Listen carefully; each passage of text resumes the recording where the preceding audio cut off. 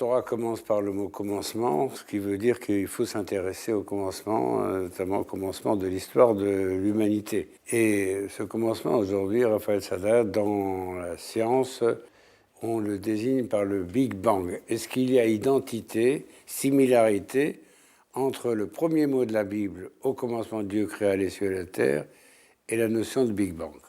Alors, il y a effectivement une étrange ressemblance.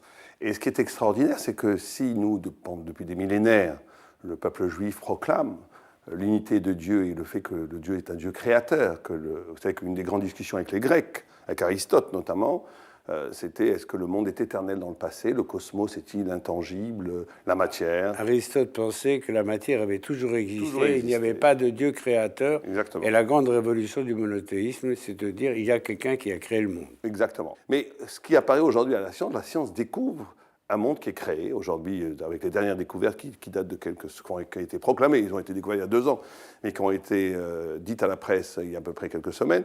On a découvert les ondes gravitationnelles primordiales, qui fait de la théorie du Big Bang non plus une théorie, mais presque un fait scientifique. Le Big Bang, c'est une sorte d'explosion qui fait que tout à coup la matière prend forme. Oui, alors avant la matière, c'est l'énergie, mais la forme de l'univers s'est pris avec une rapidité incompréhensible encore aujourd'hui pour les scientifiques. Et ça remonte d'après la science à combien de milliards d'années? 13 milliards, 700 ans.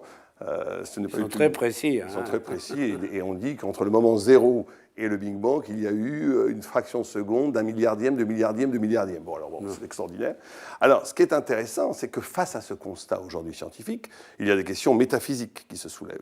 Alors, là, on voit que le monde a été créé. Alors, qu'est-ce qu'il y a avant? La théorie la plus simple, on va dire, l'évidence, c'est qu'il y a un Dieu créateur.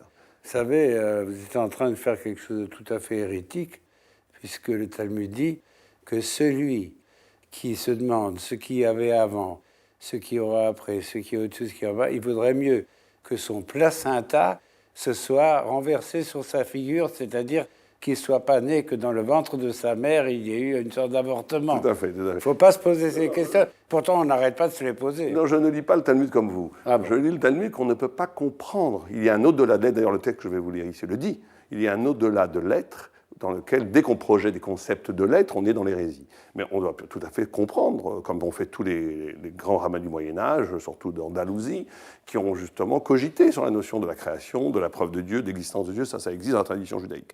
Donc on a effectivement 2 possibilités aujourd'hui, théoriques. Une d'un Dieu créateur, et certains scientifiques qui ne veulent pas admettre l'évidence divine disent non, on a inventé un nouveau concept qui s'appelle le multivers. Notre univers serait comme des bulles de champagne, naissant d'un autre univers avant notre univers, où il n'y aurait pas ni temps, ni espace, ni matière. Alors une fois, j'ai dit à un scientifique, écoutez, si vous dites que avant de ce qu'a créé notre univers, c'est une entité qui n'a ni temps, ni espace, ni matière, vous nommez Dieu. Vous donnez d'autres noms, mais en réalité, vous nommez Dieu. Et on a un texte du Ramban de Nachmanides qui dit au début que Dieu n'a créé qu'une énergie primordiale, il appelle cela le Hayuli, et il me dit qu'il n'a créé que cela. C'est un mot grec. C'est un mot grec. On appelle en français le il, H-Y-L-E. Le il, les Grecs avaient la conception d'une matière première originaire. Après la création de cette énergie primordiale, Dieu n'a rien créé. Il a juste ce qu'on appelle Yetzira, c'est un deuxième terme hébraïque, qui veut dire accommoder. Après, on rentre dans la logique de l'agencement de l'univers. Vous voulez dire que Dieu a créé un premier élément et qu'ensuite cet élément s'est développé tout seul Exactement. La science découvre le deuxième moment, ce qu'on appelle le moment de la Yetzira. Il ne découvre pas encore la Bria, c'est-à-dire qu'il découvre le moment à partir de cette première énergie qui est créée ex nihilo, à partir du néant.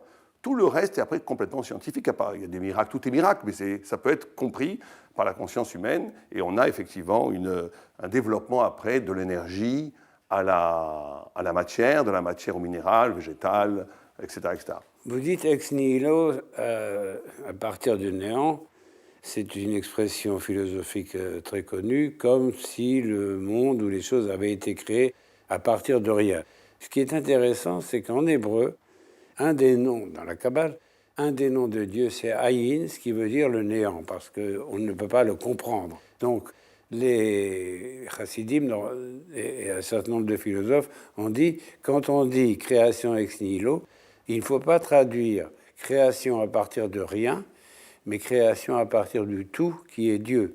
Le néant, c'est Dieu, parce que c'est le néant de la pensée, parce que nous ne pouvons pas concevoir ce qu'est Dieu. Voilà. Toute pratique de savoir dans le judaïsme passe par l'expérience du néant. On ne peut pas arriver à un vrai concept, à une vraie idée, si on ne passe pas d'abord par s'abîmer, par détruire toutes les références anciennes, par le cheminement d'une néantification, pour qu'apparaisse le concept que penser dans la Torah, réfléchir, c'est recréer le monde. Mais je voudrais vous lire ce texte. Une scission s'est apparue, et un point très mystérieux et indéfini. Au-delà de ce point, l'état de l'univers est totalement inconnu. C'est pour ça qu'il s'appelle début.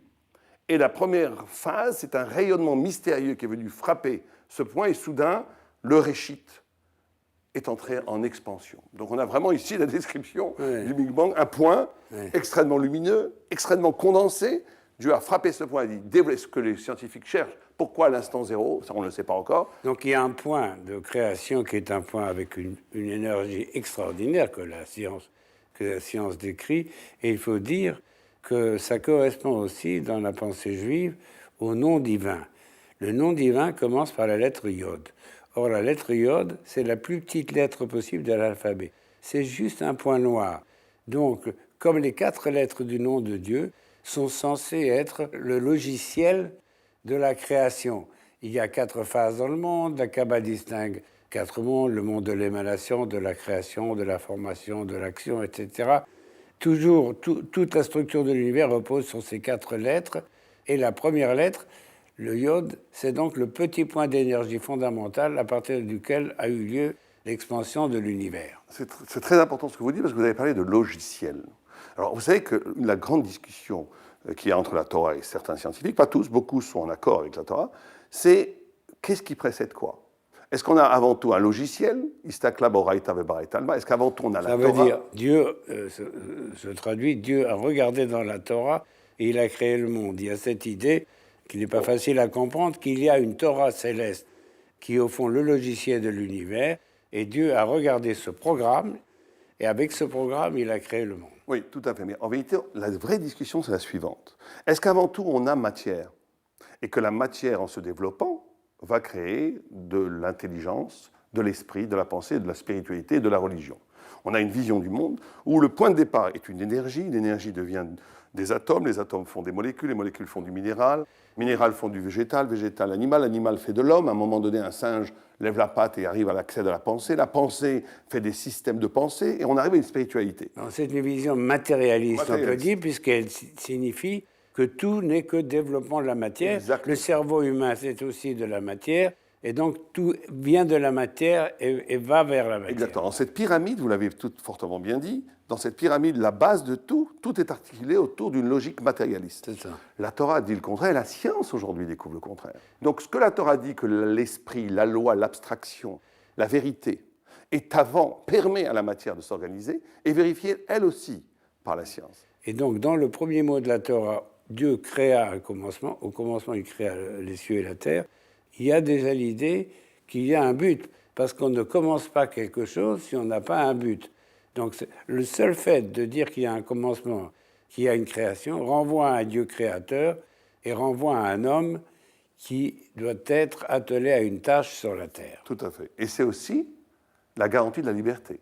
Parce que dans la première vision du monde, où tout commence par la matière, il n'y a pas vraiment de liberté, puisque tout est une articulation de causes et d'effets qui ont créé des hommes. Donc vous allez dire Hitler ou Moïse, à la limite, Hitler, c'est là une molécule de milliards d'années qui a fait un cheminement et qui est arrivé à ce qu'il est arrivé. Et lui a eu de la chance, c'est arrivé différemment. Donc la liberté est annulée. Or, si on dit qu'il y a quelque chose avant la matière, il y a un dédoublement, ce qu'on appelle en hébreu le kafoul, le double. Il y a donc ma vie ici-bas, mais il y a aussi ma vie vécue comme une éternité. Vous savez qu'il y a une faute d'orthographe, entre guillemets, dans la Torah, quand on dit la création de l'homme, Vayatser, avec 2 yud. Oui. Il y a énormément de commentaires, l'homme, la femme, le bien, le mal, le haut, le bas, mais Rachid dit 2 yud. C'est ça, dans le mot « il créa voilà. », il y a 2 fois la première lettre du nom de Dieu. Exactement. Bon, le Talmud analyse ça en disant que ça signifie qu'il y a une dualité chez l'homme. De même que nous avons 2 ventricules et 2 oreillettes, tout est double chez l'homme. Il peut faire le bien, il peut faire le mal. Mais cette dualité rachidi renvoie à 2 dimensions dans l'homme. Une d'éternité et une dans ce bas monde. Et la grandeur d'un homme est mesurée dans sa capacité d'unir ces 2 dimensions.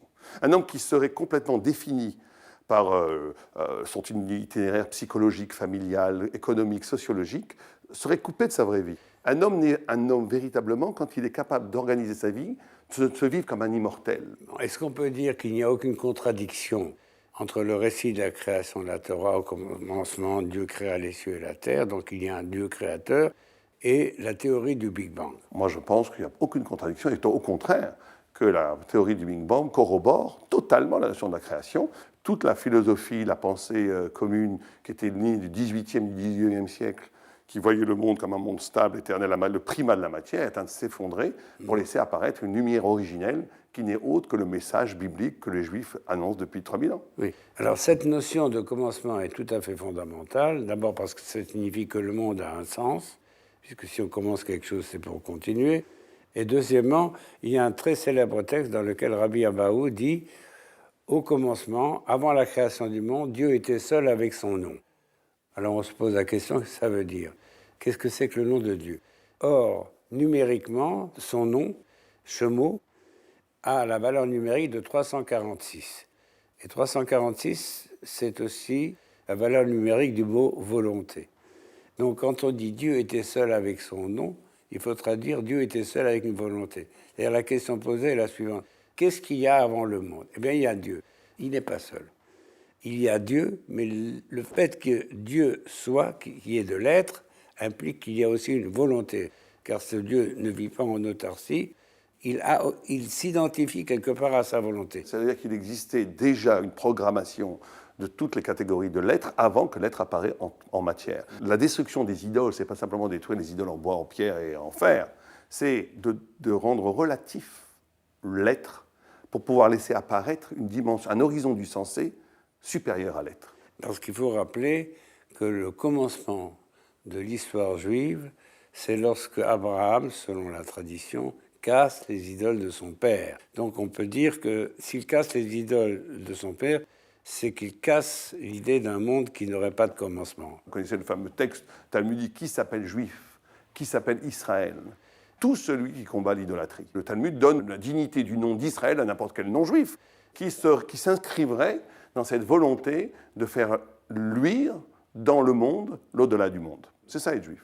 Ce qui est intéressant, c'est que le mot commencement vient du mot tête. En hébreu, tête se dit roche. La Torah commence par le mot Bereshit, qui pourrait aussi se traduire par en tête. D'ailleurs, André Chouraki, dans sa traduction de la Bible qui se voulait très littérale, a traduit le premier verset de la Bible par en tête, pour bien montrer qu'il y a quelque chose dans la tête. Mais dans la tête de qui? Évidemment, dans la tête de Dieu, parce que le mot roche, qui est à la base du mot au commencement, signifie qu'il y a quelque part une volonté. Effectivement, dans chaque chose existe une dimension supérieure à l'intelligence qui s'appelle la chokhma, qui est la couronne, la volonté. Vous savez qu'il y avait un très grand statisticien qui disait vous mettez 50 singes d'Itap au hasard sur la machine à écrire et il y aurait 50 pièces de théâtre qui s'appelleraient La Tempête de Shakespeare. Et il faudrait ça 1 milliard de fois pour que le monde soit créé tout seul. Donc je dis à ces scientifiques qui croient que le monde s'est créé tout seul, écoutez, vous avez beaucoup de foi, vous avez une foi tout à fait admirable de croire que le monde peut venir comme ça tout seul. Merci beaucoup, Raphaël Sadin.